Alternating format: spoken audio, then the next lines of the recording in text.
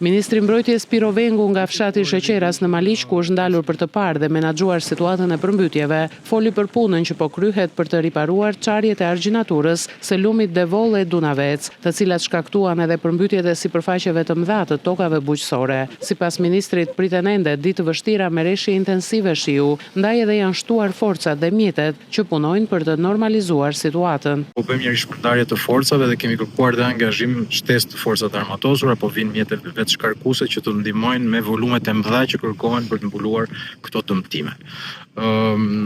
Jemi në kushte ku jemi nga dishmëri, do shtojmë forcat, duhet kuptojmë që kemi situata edhe të rrëshqitjes së dherave, të masiveve malore, Qukës Qafploç, kishte një problematik të madhe që na bëri të angazhohemi fuqimisht për të bërë një devijim në përmes operatorëve të zonës.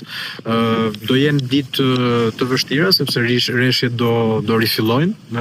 Toka është si skungjer praktikisht dhe është e vështirë të punohet edhe në situata ku toka është shumë e pastabilizuar dhe e mbushur me ujë. Gjithsesi, po shtojmë forca në mënyrë që Maliqi mos të ketë problematik në rreshjet që do pasojnë. Aktualisht, sipas ministrit, ka nisur shpërndarja e ndihmave për familjet e përmbytura, ndërsa po punohet edhe për shpërndarjen e ushqimeve për blegtorin. Ka në rang vendi 15 urat praktikisht që janë jo vetëm destabilizuar, një presbytyre e shëmbur dhe do kërkojnë një investim domethënës. Qasja jonë në këto momente është jo vetëm që ndrojmë pranë banorëve në bazë të kërkesave të kryetarëve të bashkive për sa i përket rezervave materiale të shtetit, ka filluar shpërndarja e ndihmave në raste të caktuara, sikundër kemi kërkuar gjithashtu nga bashkitë që të bëjnë kërkesat për sa i përket ushqimeve për blegtorin, ushqime koncentrat për blegtorët, ata që janë prekur të paktën, dhe jemi në kushte ku po shpërndajmë në mbar vendin edhe ushqime për blegtorin.